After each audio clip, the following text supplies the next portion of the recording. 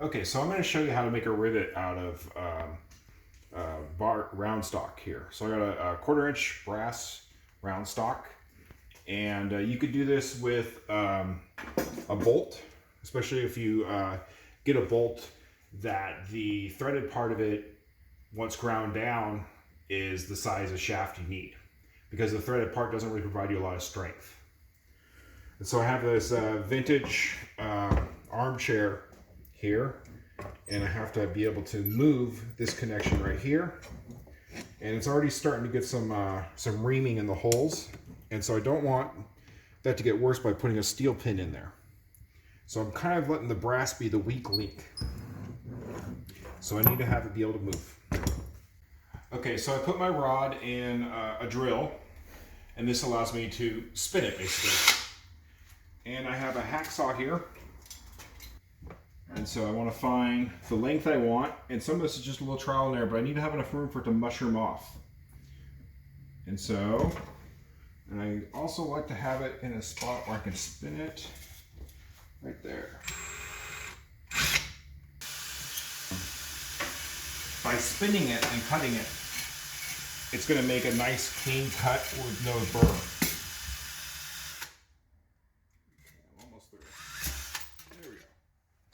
Alright, so I've cut my brass, 1/4 inch brass round stock to length.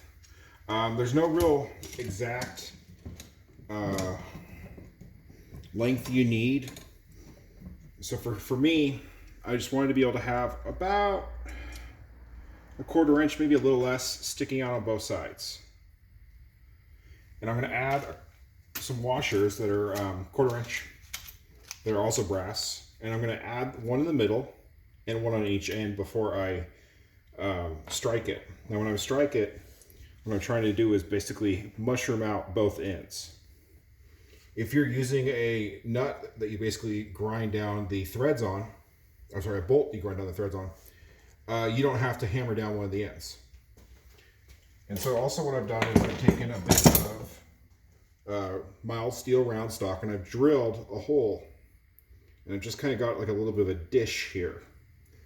And so when I put this in my clamp and I'm hammering on it, it'll help the other end that I'm not hammering make a nice bold dome shape. And you can also flip it as you go. So I have it here on this dished area.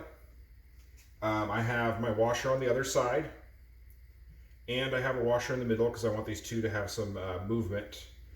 And I got a washer on the top. So 3 washers. And I'm going to start by hitting it. I'm going to hit it firmly, but not with not as hard as I can. I'd rather do 40 smaller strokes than 10 really hard strokes. And I'm going to hit it mostly flat. I'm using a ball peen hammer, but any flat, smooth finish hammer will work. And this one's 16 ounces.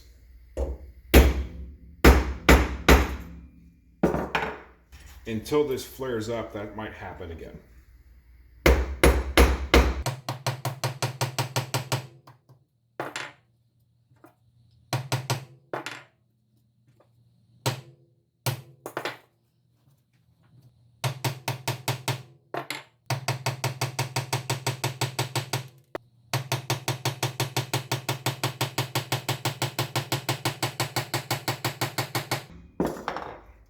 I'm not done yet, but I'm going to flip it.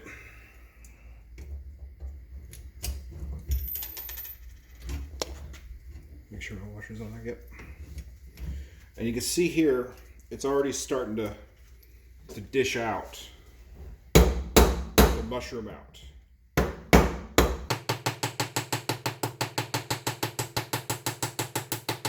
Okay. And I want to I don't want to get too crazy here with the hitting of it, because I want to make sure I leave room for this thing to move, and it's acting as a hinge. So I'm just going to keep going back and forth, just hitting it flat as I can, doing small adjustments to my angle if I find I'm getting off, and also small adjustments to the angle of my piece to make sure that my shaft itself isn't kind of turning into a U shape or going off and turning into like an S.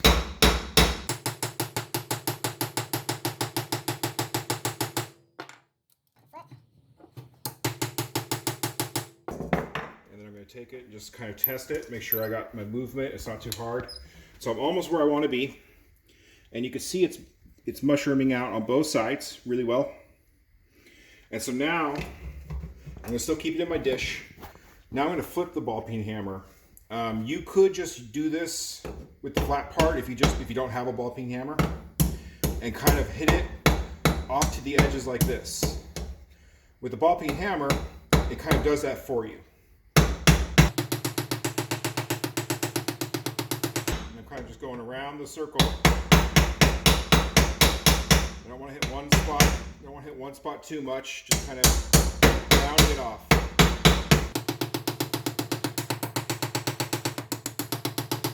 Let's try the other side here.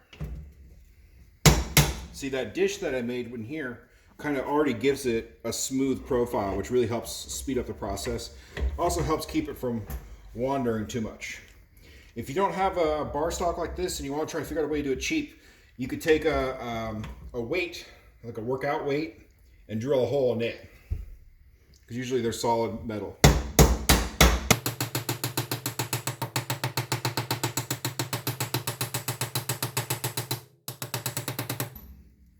Okay. And then of course test it, make sure we like the way it moves. And I think that's going to be it.